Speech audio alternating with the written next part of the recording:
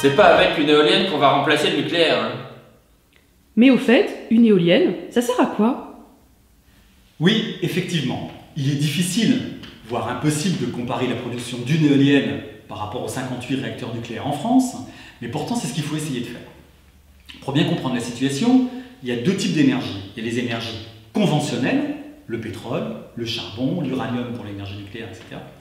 Et puis de l'autre côté, vous avez les énergies non conventionnelles, c'est-à-dire les énergies renouvelables, l'éolien, le solaire, l'hydraulique, la géothermie, pour ne citer que cela. Vous avez tous entendu que les énergies conventionnelles, comme le pétrole, vont s'épuiser et vont disparaître. Mais dans combien de temps? J'ai décidé sur le tableau que vous avez à côté de vous, sur ce petit schéma, de reprendre les différents types d'énergie et de mettre les durées de vie. Vous voyez que le pétrole, on a encore une disponibilité devant nous pour 50 ans environ, alors que pour le gaz, dans 70 ans, guère pour plus longtemps que le pétrole finalement, les stocks devraient s'épuiser. L'uranium, on a en fonction des sources une estimation de vie entre 85 ans et 135 ans. Et puis pour le charbon, l'énergie qui est la plus abondante sur la planète, nous en avons pour au moins 180 ans devant nous.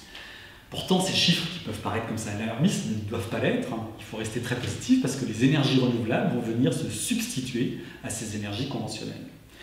Pour bien illustrer mon propos, il y a une étude de référence qui est assez intéressante qui s'appelle « Un mix électrique 100% renouvelable ». Cette étude a été faite par l'ADEME il y a un peu plus d'1 an et démontre clairement qu'en 2050, 100% d'énergie renouvelable en France est complètement possible.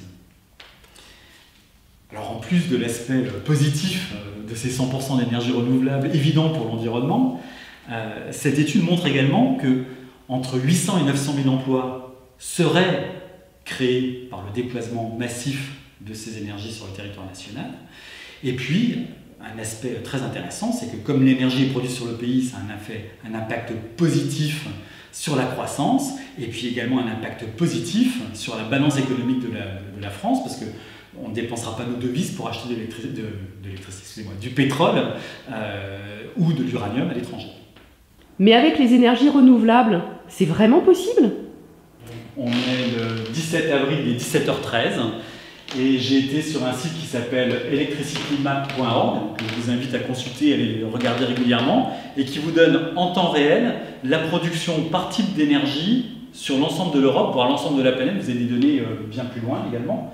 Donc en Allemagne, j'avais présélectionné l'Allemagne, on voit qu'actuellement, à 17h15, 43% de l'électricité disponible en Allemagne est d'origine renouvelable, c'est-à-dire que presque la moitié, pas tout à fait, de l'électricité en Allemagne est d'origine renouvelable. Les trains, l'industrie, Internet, tout ça fait partie de cette production d'électricité en Allemagne. On va regarder ce qui se passe ailleurs. Donc, je vais aller sur l'Espagne, par exemple. On voit qu'en Espagne, actuellement, c'est plus que la moitié, 51% de l'électricité produite en Espagne est d'origine renouvelable. C'est assez bien réparti entre l'éolien, le solaire et l'hydraulique en Espagne. Ils ont une très bonne répartition.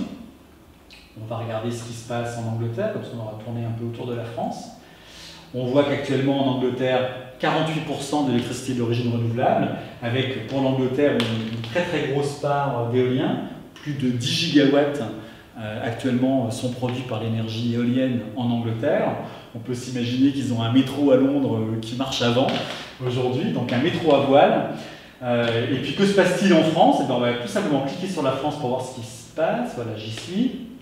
Et donc la particularité de la France, c'est sa production nucléaire, ça se voit très très bien. Une énorme part est d'origine nucléaire.